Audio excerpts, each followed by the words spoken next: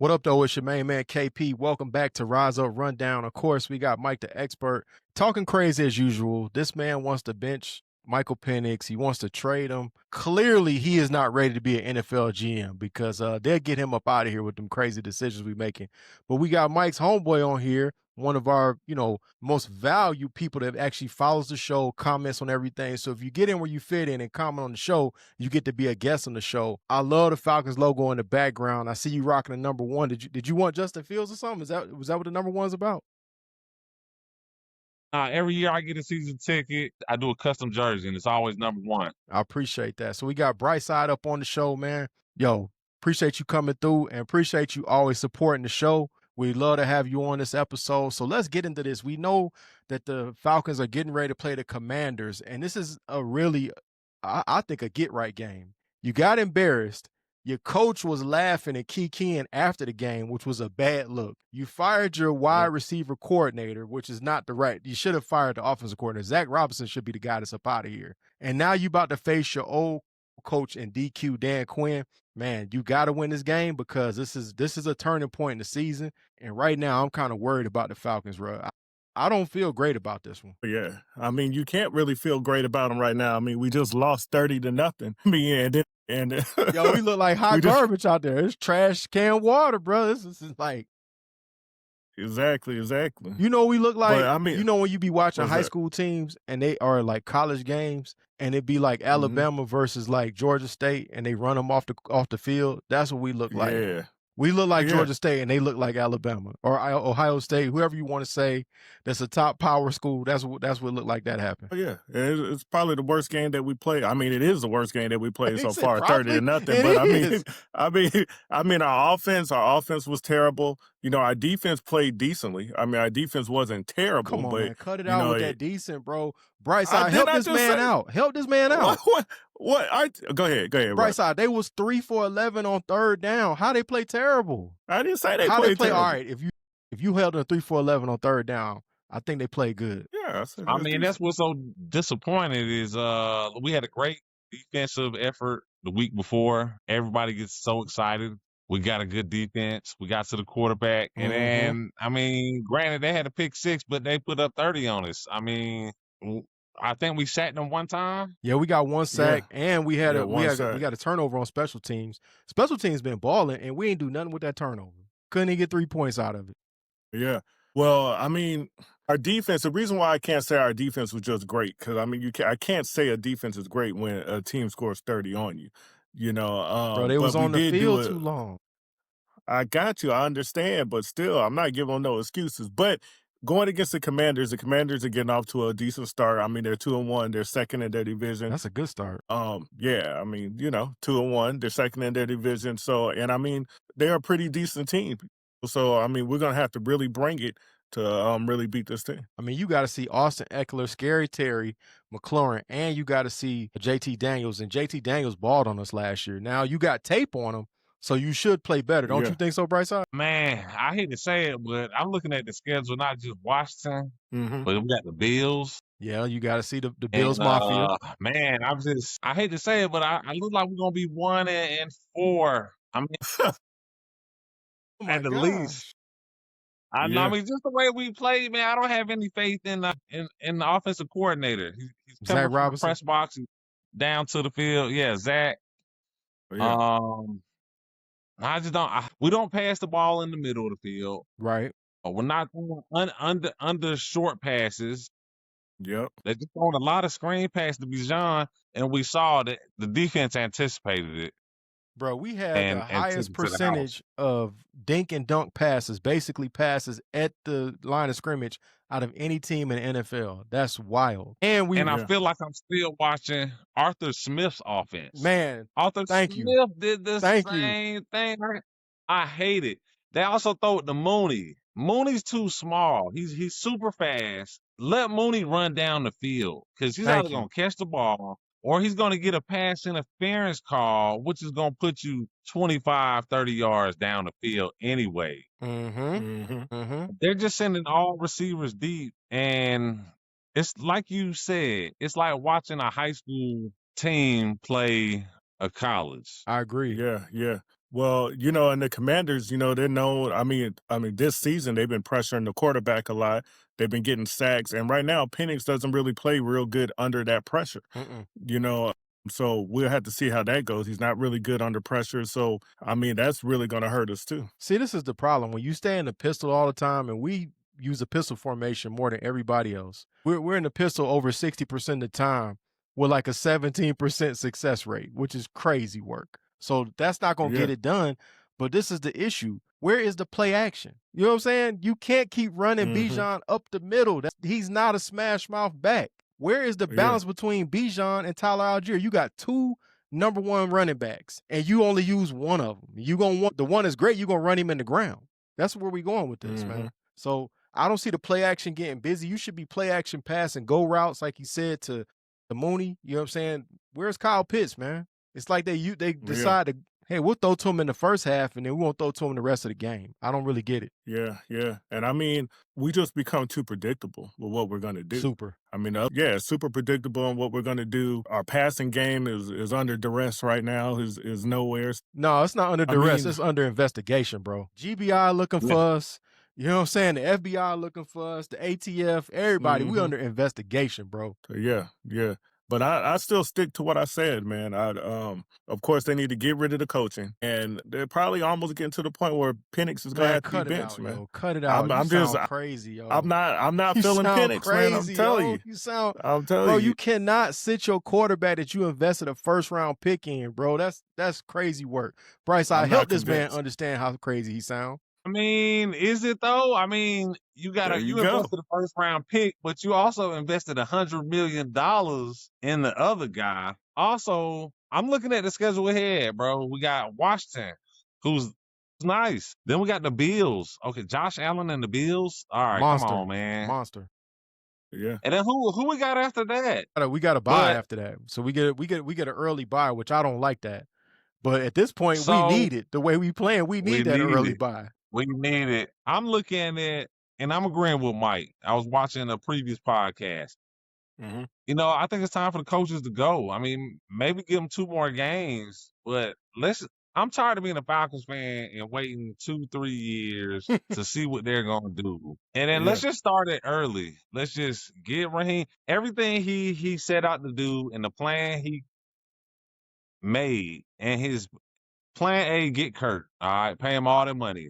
He's sitting on the bench. All right. We can all say it failed. All right. Facts. Backup plan was half Penix. The offense is hot garbage. Like everything, your coaching staff, the people you brought in, Zach Robinson, trash. So everything you put together is trash. I mean, last year, Jimmy Lake, the defensive coordinator, was terrible. Maybe play Kurt these next 2 games because I just don't see Penix beating Washington and the Bills. Let's see what your $100 million gonna do.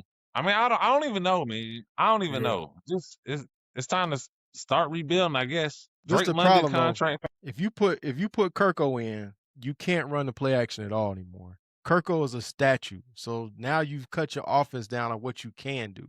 You back to where you were last year. Penix don't look much better doing the... Man, did y'all forget when this man ran and picked up a first down and ran in for a touchdown? Did y'all not see that? Bro, his rushing stats... Yeah, I mean, his rushing stats, I mean, he ran, he got, 7 yards? I mean, it don't matter. It was a first down, and he got a touchdown. Look, Penix, look, last game was a terrible game. I know that's just one game. He had 2 interceptions, but, I mean, his deep throw is very inefficient. He gets turnovers under pressure and in late game situations. And I mean, it just stops our ability to, sustain momentum or anything. Outside of the last game, when has he got a turnover under pressure, bro? We played Washington last year. He scored a touchdown under pressure, and then the defense couldn't stop a nosebleed. Yeah, but we're not talking about last year. We're talking about this year. I'm starting to think you shouldn't call yourself expert no more. You got to just go back to Mike because you're not an expert no more, bro. Straight up. I'm telling you, BrightSide, this man is not an expert. He sounds crazy, man. His confidence, Penix's mental, his confidence is not there. That's one game. I'm telling you, I've been saying this since the first game, not just his last game. I've been saying this, that I'm not seeing it in Penix since the first game. Bruh, I've been saying they're not going down the field. That's your coordinator. He's not calling plays down the field. We don't call no fades. I mean, BrightSide, why are we not using Kyle Pitts in intermediate, 3rd and 5? That's what you got a big tight end for. Well, when I watch these plays, man, it seems like all the receivers are 10 yards out, 15 yards out. That's what it seems like to me.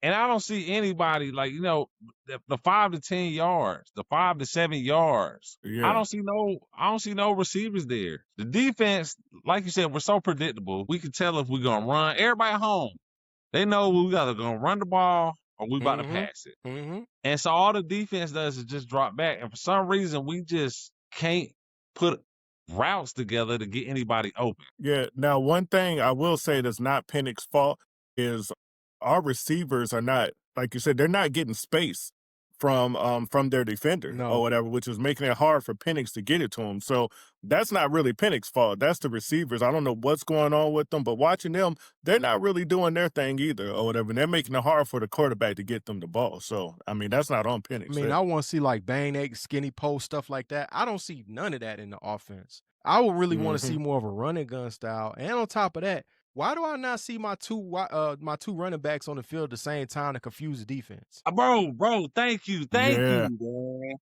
You never see both on the field at all. At all. Not even on 3rd and 1. Thank you. Yeah. Bro, never. Yeah, thank you. No creativity. Why? I'm watching the Lions do flea flickers and all type of out the box plays. I don't see none of that from my offense. None of it. That's the thing that drives me so nuts is watching these Sunday night games, these Monday night games, these Thursday night games. I'm watching whoever's playing.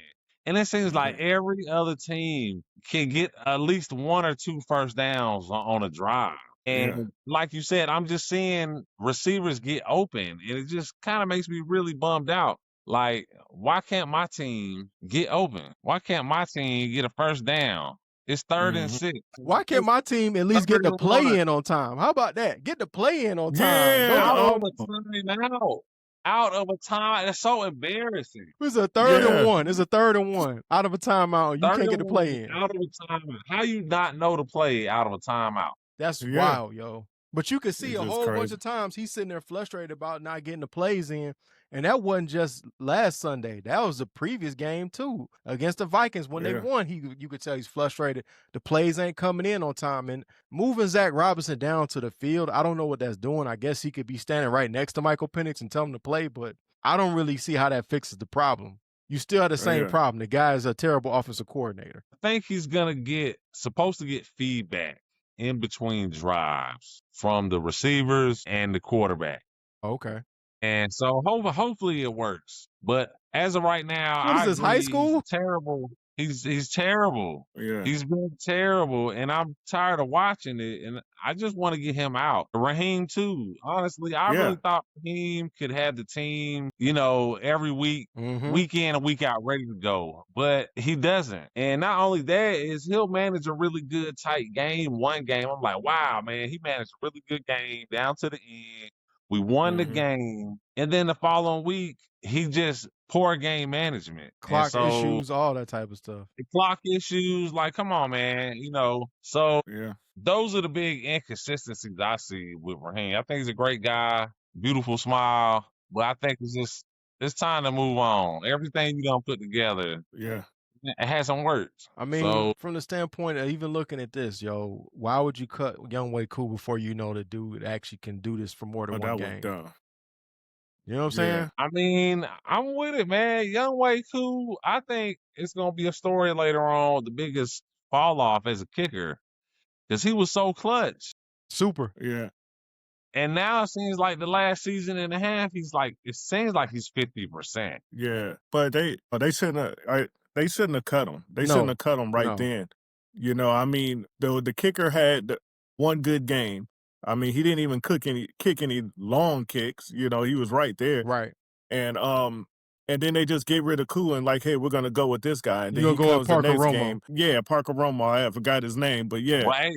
And they go with him. It's another bad plan from the coaches. Hey, shout out to Parker Romo, man. He's from the town, man. He's from Peachtree City. Shout out to City. He's a local. He's from the ATL. We could have kept him and just, it could have lit the fire under Koo. Like, hey, man, the boy just went 5-5, man. Right. You know, you need to step it up, but now they let him go, and now look, you couldn't even hit a field goal. I mean, it's a reason that you are a free agent at this time of the year. You know what I'm saying? If you was really that nice, you wouldn't be a free agent at this time of the year. So he got cut in, training camp with the Patriots. So it's a reason. So I think they shouldn't have done that. But I know they brought in another kicker now to compete with him. So we'll see how that turns out. We don't know who's going to be kicking on Sunday. But the one bright spot we've had in all the games have been the special teams. Special teams look good. If the rest of the team can catch up and be consistent like that, and if the defense can start recreating what they did in game 2, we might be back up in there, man. But I agree with you on Raheem. I don't like my coach keying after a loss. That ain't gonna work for me, man. Exactly. I was watching. I don't know if y'all watched the series with the Dallas Cowboys on Netflix. Man, how intense Jimmy Jones was. That's what I need. I need somebody that's gonna hold people accountable. So we might need to call Bill Belichick at this point. Yeah, him, Belichick, Mike Tomlin. I love a coach like that. Yeah, but he got to be willing to leave Pittsburgh. I don't think he wanted to do that. Well, I'm just saying somebody like him that's just not gonna not gonna put up with it. Yeah, right about now, too. I'll pick you, BrightSide. Well, how about this, man? We want to hear the people go pick, man. So we want to hear from y'all. Who do y'all go ahead, BrightSide? No, I said Mike got my vote if he get the coaches out of there. No. We won't win another game with Mike being the coach, man. Man, please. We'll win the rest of the game. So it's hard for me to say the Falcons gonna win this game. So I ain't gonna say that. And you seeing DQ got the best of you last year. This gonna be a tight game, man. It's gonna be a tight game. I don't know, man. I can't say they're gonna execute. I kind of feel like we're gonna lose again, unfortunately. Yeah. I mean, I agree. I just don't see how we're going to win this, not with the way things been going. I hope we're going to win. I hope we pull it out, but I just don't see it. Well, how about this? We want to hear from y'all. Who do y'all think is going to win this game between the Falcons and the Commanders? I mean, what do we need to do to clean this up? We got a lot to work on. We want to hear from y'all. Like, share, subscribe. We'll catch you in the next one. Your life, little girl, is an empty page that men will want to